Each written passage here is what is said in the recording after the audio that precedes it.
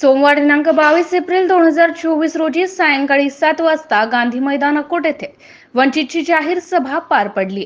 भव्य प्रचार सभेला श्रद्धेय बाळासाहेब आंबेडकरांनी मार्गदर्शन केले। सभेला प्रचंड जनसमुदाय उपस्थित होता। गांधी मैदान परिसरामध्ये आजूबाजूच्या परिसराला यात्रेचे स्वरूप प्राप्त झाले। सभेला मार्गदर्शन करताना प्रकाश आंबेडकर यांनी केंद्र सरकारवर प्रखर टीका केली।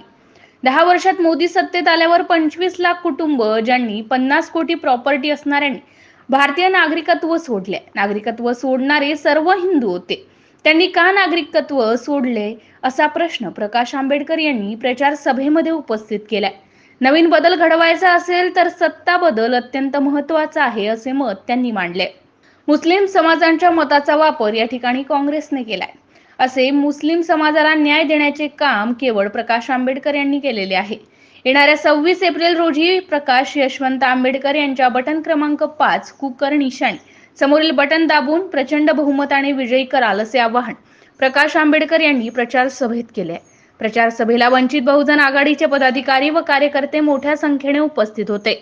कार्यक्रमाचे सूत्रसंचालन वंचित बहुजन आघाडीचे माजी जिल्हा उपाध्यक्ष दीपक रामदास बोडके यांनी केले, तर आभार केशव बिलबिले यांनी मानले। MCN न्यूज मराठी करिता विशाल आगरे, अकोट शहर प्रतिनिधी। अत्याचार गुन्ह्यावरती न कळत की त्याची चर्चाही झाली नाही, टीव्हीवरती झाली नाही, रेडिओवरती झाली नाही आणि सोशल मीडियावरती सुद्धा।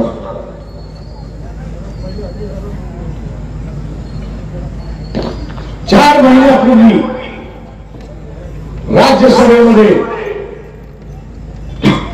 एका प्रश्नाला उत्तर देतात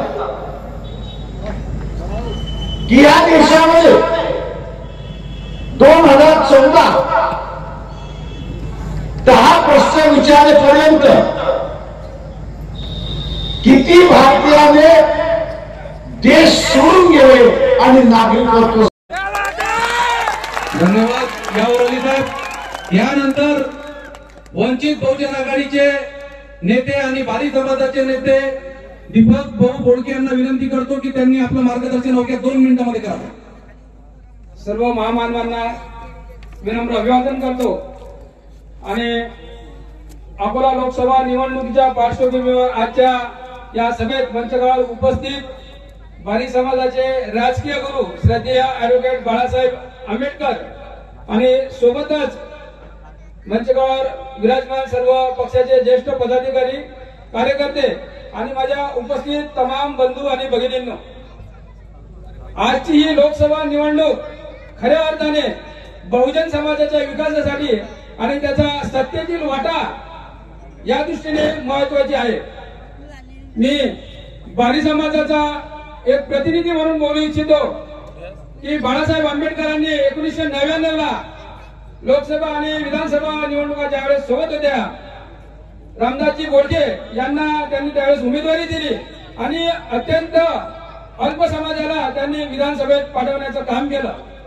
वंचित बहुजन आघाडीचं जे महत्व आहे त्या दृष्टीनं महत्वाचं ठरते की या महाराष्ट्रात हे सत्ताधारी पक्ष आपसातच हे प्रस्थापित लोक बीजेपी असो काँग्रेस असो यांच्या तिकिटा बघा तुम्ही, हे आपसातच असतात किंवा नातेवाईकात असतात।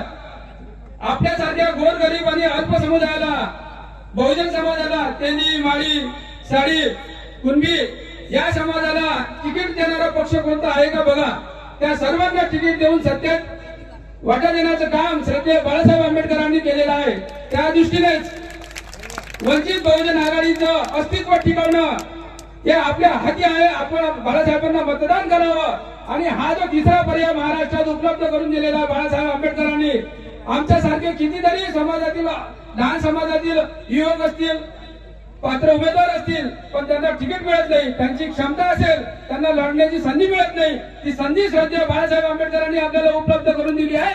त्या निमित्ताने मी सर्वांना सांगू इच्छितो आणि निश्चितच जो आज आमचा बारी समाज परंपरागत दृष्टीनं या 20 वर्ष या खासदारांच्या मागे त्यांनी मतदान केलंय, त्या दृष्टीने यावेळेस बारी समाज श्रद्धेय बाळासाहेबांच्या मागे 60 ते 70% उभा राहील अशी मी सर्वांना आपल्याला ग्वाही देतो। आणि येणाऱ्या 26 तारखेला माझ्या माली समाजातील युवकांनी, मतदारांनी, बंधू आणि भगिनींनी सर्वांनी सध्या बाळासाहेब आंबेडकरांच्या प्रेशर कुकर या निशाणी समोरील बटन दाबून त्यांना विजयी करावं असं मी सर्वांना आवाहन करतो. आणि बाळासाहेबांबद्दल मी एवढं बोलू इच्छितो की बाळासाहेब आंबेडकरांनी या सर्व दलित, अल्पसंख्याक आणि लहान समाजातील समूहाला संसदेत नेण्यासाठी त्यांनी कुठेही समझोता केला नाही.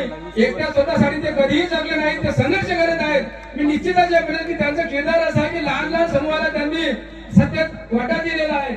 मी शेवटी एक शेर म्हणून या माझ्या मनोगताला इथं थांबवतो.